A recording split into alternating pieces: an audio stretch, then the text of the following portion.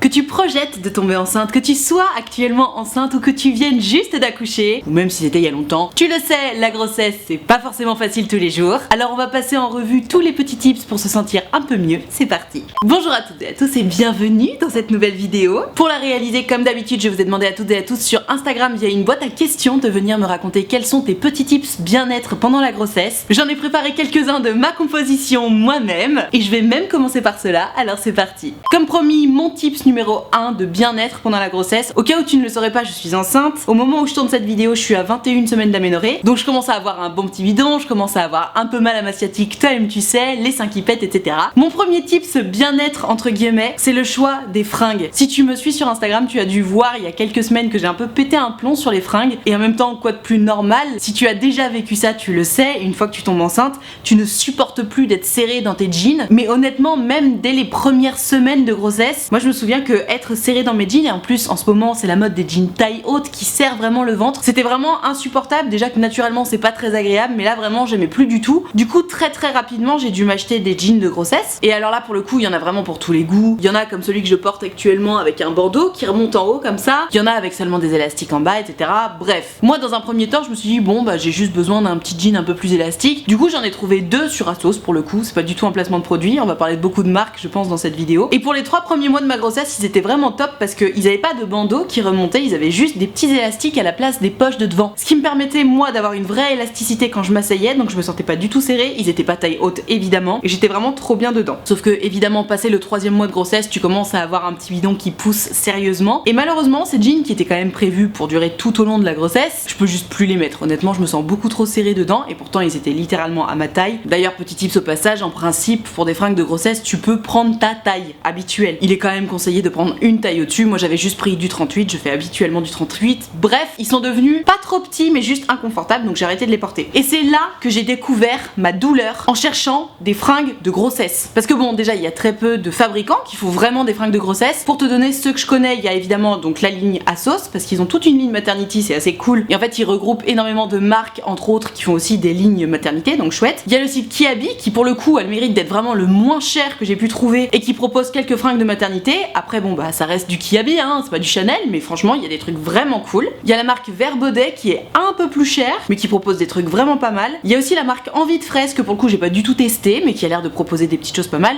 Bref, mon tips bien-être du coup, j'y arrive parce que c'est un peu long, c'est que si tu cherches un pantalon de grossesse confortable, pour le coup j'ai seulement testé les jeans de chez Asos et les jeans de chez Kiabi. Il n'y a pas photo, les jeans de chez Kiabi sont 100 milliards de fois plus confortable. Pour te dire, celui que je porte aujourd'hui là c'est un jean qui vient de chez Asos, et en fait le souci avec ces jeans là, c'est pas tant qu'ils sont mal coupés ou quoi, d'ailleurs ils sont même très jolis, c'est juste que ce fameux bandeau là, tu sais, en haut il y a un petit élastique, et tous les jeans que j'ai achetés chez Asos, et honnêtement j'ai dû en prendre 3 ou 4, oui j'aime bien avoir le choix dans mes fringues, l'élastique était tellement serré que j'ai dû les couper. Et tu sais, je me dis, à la limite d'une manière générale dans la vie, j'ai tendance à avoir un peu de bide, c'est un peu mon complexe, genre j'ai un petit bidon, mais là c'est quand même censé être un jean de femme enceinte, et je suis pas à 8 mois de grossesse, genre j'ai pas déjà le bide qui explose quoi. Je suis seulement à 5 mois de grossesse et les élastiques de ces pantalons me font déjà mal, et c'est pas une question de taille, je vous vois venir dans les commentaires. Encore une fois, je fais du 38 habituellement, je les ai même commandés en 40 en me disant comme ça au moins si je grossis un peu, ce qui risque d'être le cas, je serais chill, et ça me serrait tellement que j'ai dû les couper. Alors que ceux de chez Kiabi pour le coup, qui ont un bandeau qui remonte hein, parce que les autres je les ai pas testés, ils sont confortables, ils sont stretch, et même un point hyper important à mes yeux, ils ont des poches, mais des vraies poches, t'es pas les poches mini de petites meufs pour pas que ça abîme ta silhouette, non, même les poches de devant c'est des grandes poches comme dans les jeans de mec, c'est merveilleux, c'est trop bien. Donc voilà, petit tips bien-être, si tu cherches des jeans confortables pour ta grossesse et pas cher en plus, je te conseille littéralement les jeans de chez Kiabi qui sont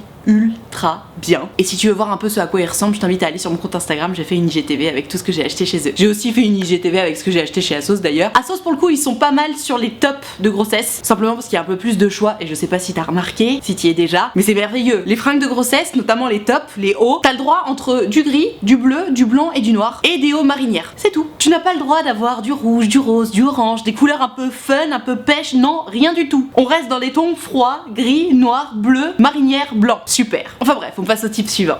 Deuxième tip, et c'est encore un des miens. Comme tu dois le savoir si tu me suis depuis un petit moment, je suis vraiment pas sportive et j'ai tendance à être un peu casanière. C'est la raison d'ailleurs pour laquelle j'ai pris un gros chien il y a plus d'un an qui s'appelle Booba, que tu vois de temps en temps sur mon Instagram et sur ma chaîne YouTube. C'est un bosseron de 1 an pour les curieux et les curieuses. Toi-même tu sais, lorsque tu es enceinte, ton corps est en train de travailler dur pour fabriquer un autre être vivant. Tu t'alourdis déjà parce que de toute façon ton bébé prend de plus en plus de poids, parce qu'il y a le poids du placenta aussi, mais tu t'alourdis aussi parce que tu prends toi-même du poids, ce qui est tout à fait normal et nécessaire à l'équilibre de ton corps et de ton bébé. Or, si tu t'apprêtes à prendre du poids, rien de mieux que de faire de l'exercice. Alors j'ai vraiment beau jeu de dire ça, mais quand même, je marche pas mal tous les jours. J'ai une moyenne de 7-8 000 pas par jour, sans me la péter. Mais bon, tout ça c'est grâce à mon toutou, hein. Si j'avais pas mon chien, je sortirais pas autant. Et j'ai pris aussi l'initiative de faire du sport pendant ma grossesse. Alors évidemment, ce n'est pas pour maigrir, ce serait absolument ridicule de jouer à ça. De toute façon, encore une fois, quand tu es enceinte, tu vas prendre des kilos, c'est comme ça, faut l'avoir dans la tête. J'ai pris la décision de me mettre au sport, je fais donc du vélo elliptique, j'essaye d'en faire une demi-heure, 2 ou 3 fois par semaine, selon mes disponibilités. Quand j'en fais 3 fois par semaine, je suis fière de moi, tous les lundis, mercredis et vendredis. Et puis bon, bah si je peux le faire que 2 fois, c'est pas grave. Mais voilà, je me suis mis dans la tête de faire au moins une demi-heure d'elliptique 2 ou 3 fois par semaine. Et j'en discutais pour le coup avec Baé et je lui disais, honnêtement, j'ai aucune idée d'à quel point ça peut m'aider ou aider mon corps par rapport à ça. Mais je suis absolument convaincue, ne serait-ce que parce que tous les médecins le disent,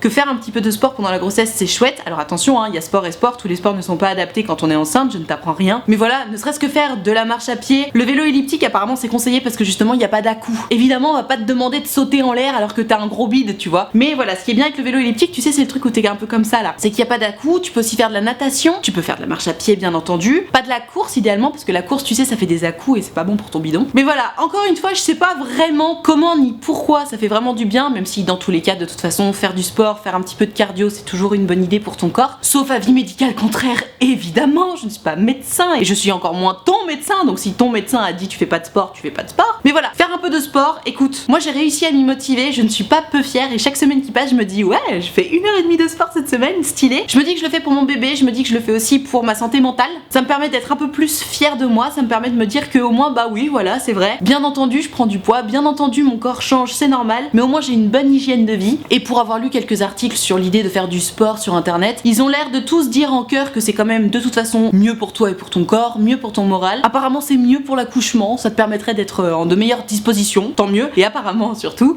c'est mieux pour perdre tout le poids que t'as pris après l'accouchement et ça on est très content. Donc voilà, faire du sport, deuxième petit tips. Hésite pas à me dire dans les commentaires si t'arrives à te motiver à faire du sport en étant enceinte ou pas, si t'arrives à te motiver à faire du sport tout court d'ailleurs, hein. Moi honnêtement, naturellement j'y arrive pas du tout et là bizarrement comme je suis enceinte, je te dis, je le fais pour mon bébé, je me dis allez, c'est pas que pour moi et du coup bizarrement ça me motive vachement plus. On passe au tips suivant.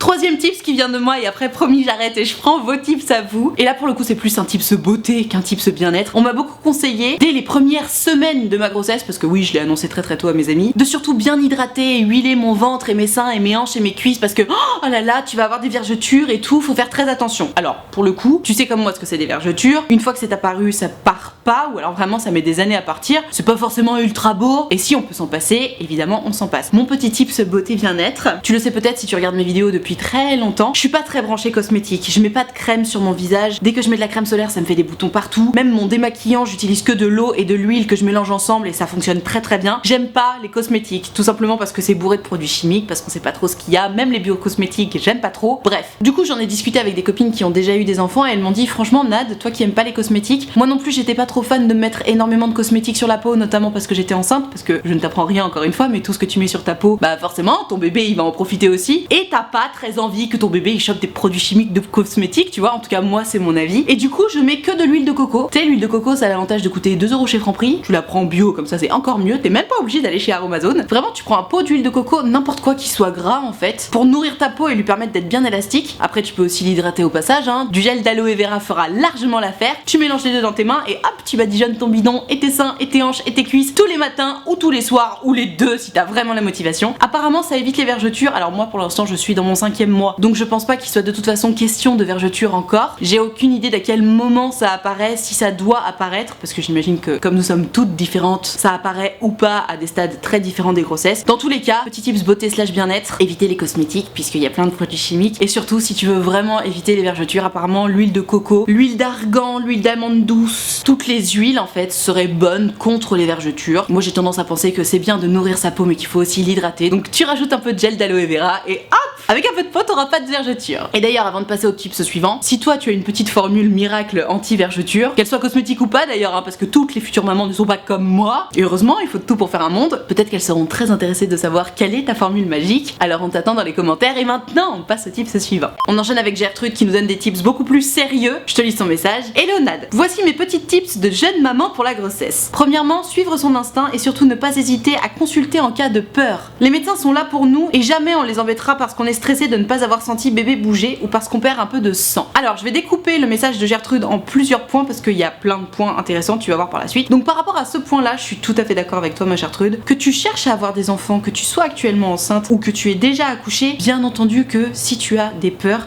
il faut surtout jamais hésiter à consulter un médecin, jamais hésiter à poser des questions et surtout jamais se dire oh là là mais je vais être chiante ou je vais avoir l'air bête si je pose une question. Jamais, évidemment. Si tu te poses une question et qu'en plus ça te stresse, simplement tu poses la question. Et d'ailleurs par rapport au délire de j'ai peur parce que je ne sens plus mon bébé bouger, puisqu'on est clairement dans la vidéo vos tips bien-être pour la grossesse, c'est vrai, c'est important, notamment quand tu commences à sentir ton bébé bouger. À la limite au départ tu te soucies pas de ça puisque tu le sens pas bouger, donc c'est pas que tu t'en fous mais juste t'y penses pas. Mais c'est vrai qu'une fois que t'as commencé à sentir ton bébé bouger, quand tu te réveilles le soir et que tu te dis oh là là j'ai rien senti bouger aujourd'hui, qu'est-ce qui se passe, évidemment tu te mets à stresser. Du coup comme je me suis moi-même retrouvée dans cette situation, j'ai regardé un peu sur internet comment faire bouger son bébé. Alors évidemment il s'agit pas d'aller emmerder ton bébé toutes les 5 secondes tu vois, mais simplement si t'as besoin de te rassurer. Ils disent que boire une boisson glacée apparemment ça peut permettre de faire réagir ton bébé, pourquoi pas, moi ça n'a pas fonctionné. Ils disent que mettre une lumière sur ton ventre ça peut faire réagir ton bébé, et alors ça je l'ai fait une fois, la toute première fois ça a trop bien fonctionné, j'ai fait oh waouh trop fou, et les fois d'après j'ai voulu montrer à Baé, ça n'a pas fonctionné donc ça fonctionne pas à chaque fois. Ils disent aussi que tu peux parler à ton bébé, que tu peux caresser ton ventre, que tu peux faire un peu des petits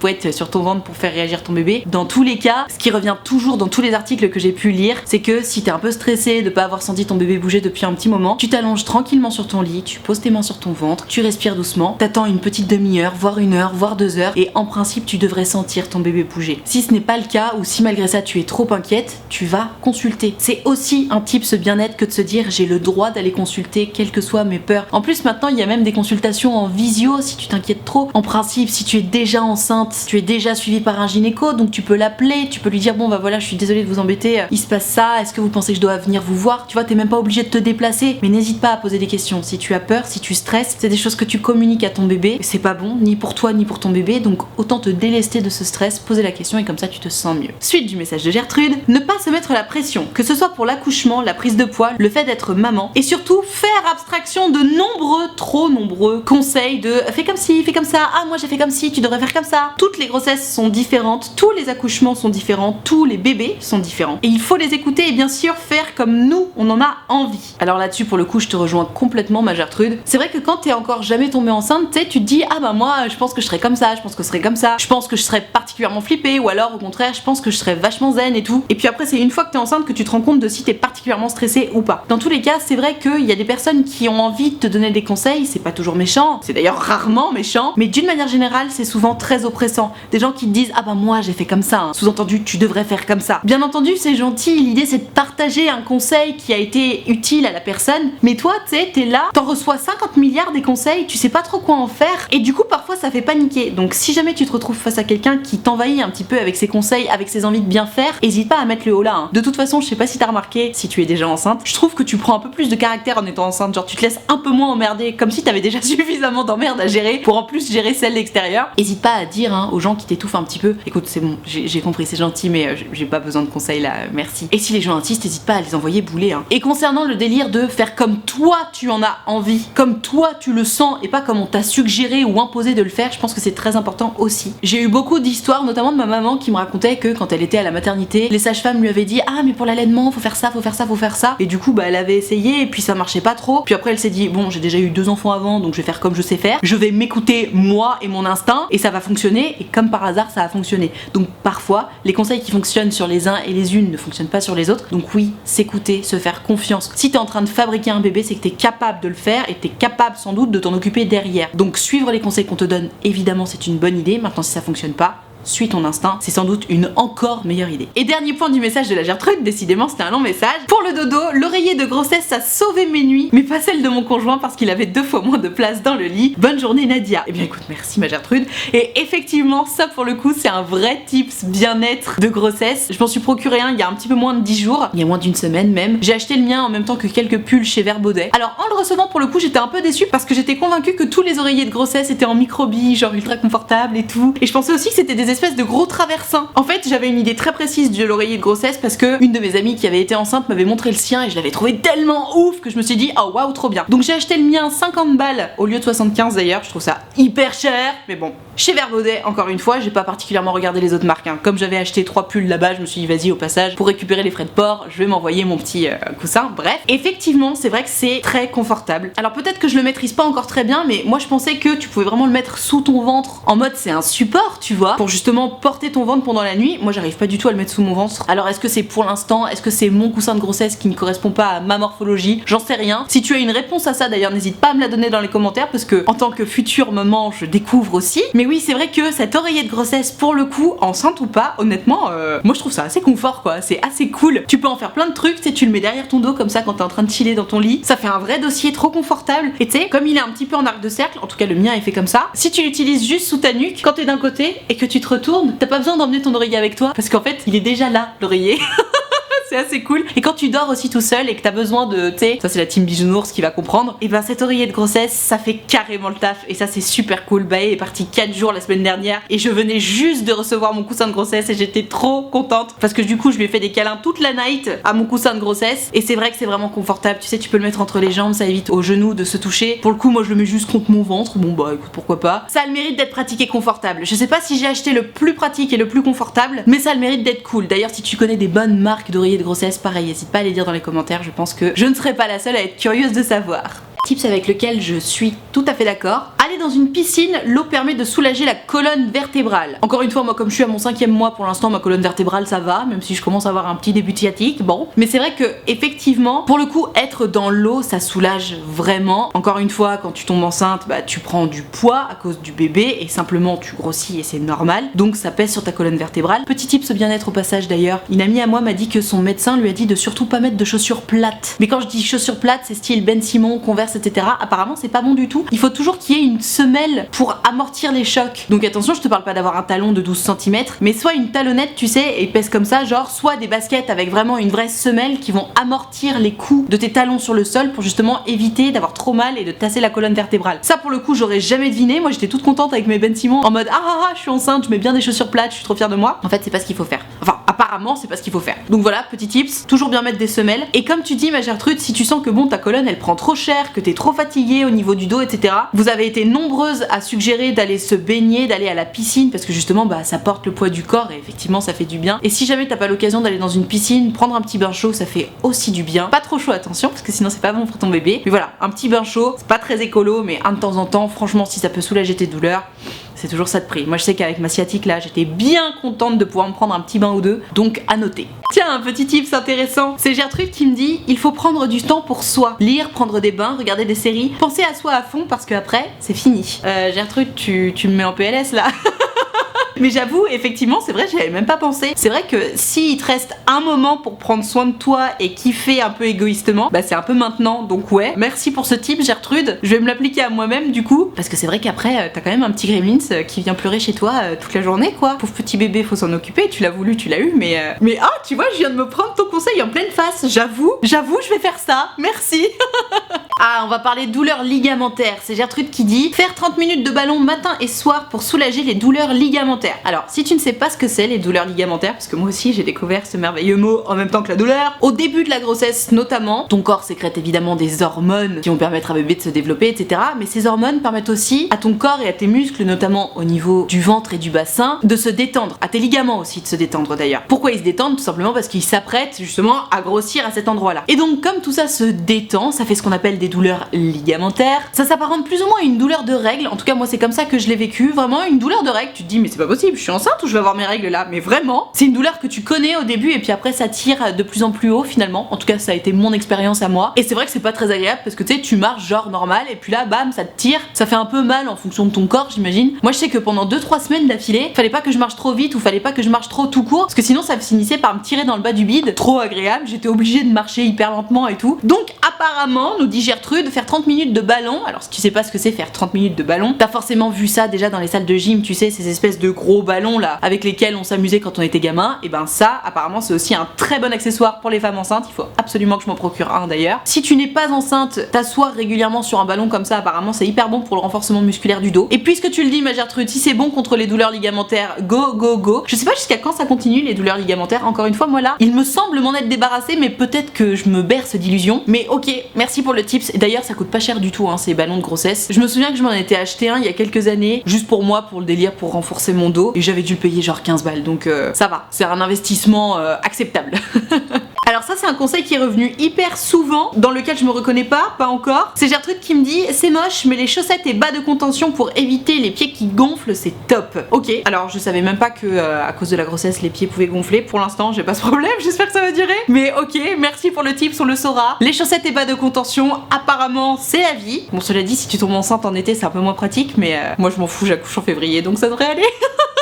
Go les chaussettes de contention. Ah tiens, c'est trop drôle que j'ai ce conseil là parce que je l'ai acheté ce matin, je vais le recevoir demain. C'est Gertrude qui dit lire le livre Au cœur des émotions de l'enfant par Isabelle Filosa. C'est une pépite. Alors Isabelle Filosa, donc Isabelle et Filosa, elle me l'a écrit F-I-2-L-O-Z-A-T. Je suis pas sûre qu'il y ait 2 L, mais en tout cas tu vas forcément trouver parce qu'apparemment c'est un best-seller. C'est drôle, je viens juste de l'acheter. Effectivement, j'ai entendu dire qu'il y avait beaucoup de livres et podcasts intéressants à lire ou écouter pendant la grossesse. Et justement, j'ai demandé ce matin même à une amie à moi de me faire la liste des bouquins et podcasts qu'elle aimait. Si jamais je te fais la liste de ceux que j'ai commandés ce matin, peut-être que ça pourra t'intéresser. Encore une fois, ce n'est pas de la pub, c'est juste moi. Et d'ailleurs, je pourrais vous faire un retour si ça vous intéresse sur les bouquins que j'ai commandés. J'ai commandé le bouquin qui s'appelle J'attends un enfant. Alors, j'ai pas en tête le nom de l'auteur, mais pareil, c'est un best-seller, il est réactualisé tous les ans, donc tu vas forcément le trouver. J'attends un enfant. Au cœur des émotions de l'enfant de Isabelle Filosa. Je vais carrément aller voir la liste que ma pote m'a envoyée, ce sera plus simple. Pour la diversification de l'alimentation de ton bébé, alors ça pour le coup, j'y suis pas encore, mais je l'ai commandé comme ça au moins c'est fait. Il y a Cooking for my baby. Apparemment, il y a un autre livre qui est cool qui s'appelle Pour une enfance heureuse de Catherine Guéguen, donc Catherine comme Catherine et Guéguen, G-U-E-G-U-E-N. Les bouquins d'Isabelle Filiosa, c'était pas 2 L, c'était L-I. Et donc les podcasts que ma pote m'a conseillé pour le coup, parce que moi je les ai jamais écoutés encore, hein, elle me les a conseillés ce matin. Elle m'a conseillé VEO, Violence éducative ordinaire par Nanotrement. Elle m'a conseillé aussi l'épisode 16 d'une série j'imagine, et cet épisode s'appelle Pourquoi ne faut-il pas laisser pleurer bébé de Et maman tu deviendras. Apparemment me dit ma pote, hein, Guéna, si tu regardes cette vidéo tu vas trop rigoler. Ces deux là c'est un peu la base au niveau des explications me dit-elle. Et alors elle m'en a donné d'autres. Apparemment il y a Papatriarcat, c'est un papa engagé qui s'occupe de sa fille à plein temps et qui lui fait l'école à la maison, carrément, ok. C'est engagé contre le patriarcat et le sexisme chez les tout petits, ok, intéressant. Il y a aussi un autre podcast apparemment qui s'appelle Matrescence, M-A-T-R-E-S-C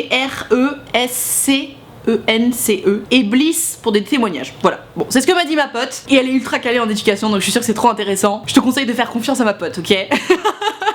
Allez, on passe à la suite. On ne passe pas à la suite du tout, on va s'arrêter là pour cette vidéo en fait parce que je me rends compte que c'est la fin de ma carte mémoire. J'espère que ça t'a plu, j'espère que ça t'a intéressé, j'espère que ça t'a diverti, peut-être même que ça t'a apaisé ou que ça t'a appris des choses. Dans tous les cas, si t'as kiffé, n'hésite pas à mettre un pouce bleu, c'est important pour moi. Tu peux aussi t'abonner à cette chaîne YouTube pour ne louper aucune de mes prochaines vidéos. Je vais continuer d'en faire quelques-unes évidemment sur la grossesse, pas toutes mes vidéos bien entendu, mais certaines. Tu peux cliquer sur la cloche si tu veux avoir une notification à chaque fois que je sors une vidéo, si jamais c'est tous les lundis, mercredis et vendredis à 18 h. En tout cas, tant que je n'ai pas de bébé, on verra après. Pour pouvoir participer aux prochaines vidéos, tu l'auras compris, c'est sur Instagram que ça se passe, donc tu n'as qu'à venir me suivre et surtout il faut que tu regardes mes stories parce que c'est dans mes stories que je précise à quel moment je suis en train de préparer ma vidéo et c'est à ce moment là qu'il faut m'envoyer ton histoire par message privé ou dans la boîte à questions. Alors je t'attends dès à présent sur Instagram. Et alors si t'es pas très branché Instagram mais que t'as quand même envie de discuter avec moi de ton histoire, d'amour, d'amitié, de confiance en toi, de ce que tu veux mais que ça ne passe pas en vidéo, figure-toi que c'est possible. J'ai créé un site internet qui s'appelle utilefutile.fr sur lequel tu peux prendre rendez-vous avec moi. Tu peux choisir de prendre un rendez-vous de 20 minutes ou de 45 minutes, selon si ton histoire est longue ou pas, selon si tu as besoin de beaucoup en parler ou pas. Et tu peux choisir de me raconter tout ça à l'écrit, au téléphone ou en visio, selon ce qui te met le plus à l'aise. Dans tous les cas, si tu as envie de prendre rendez-vous avec moi mais que t'oses pas, que t'as peur ou quoi que ce soit, surtout tu n'hésites pas, c'est toujours un grand plaisir pour moi de vous avoir en rendez-vous. Je suis évidemment très gentille, tolérante et bienveillante, ça fait partie de mon métier. Donc tu n'hésites pas, utilefutile.fr, le lien est dans la barre de description. Je te rappelle également que l'option de souscription payante à ma chaîne YouTube est activée, ce sont les abonnés de Diamant, tu les connais depuis le temps, ils sont là pour me soutenir, c'est la raison pour laquelle il y a une cotisation de 5 € par mois ou plus, d'ailleurs si tu veux et que tu peux, n'hésite pas. Et moi pour les remercier de tout ce soutien, je leur ai créé un groupe Facebook dans lequel on discute tous ensemble, je leur fais régulièrement des lives Facebook exclusifs rien que pour eux, et tu l'auras compris, tout le monde est très gentil, très accueillant, très bienveillant, donc pareil, si t'as envie de venir les rejoindre, surtout tu n'hésites pas, tu seras forcément bien accueilli puisque c'est la règle d'or des abonnés de Diamant. Tout ceci étant dit, merci infiniment d'avoir suivi cette vidéo en entier, et moi en attendant la prochaine vidéo, je te fais des très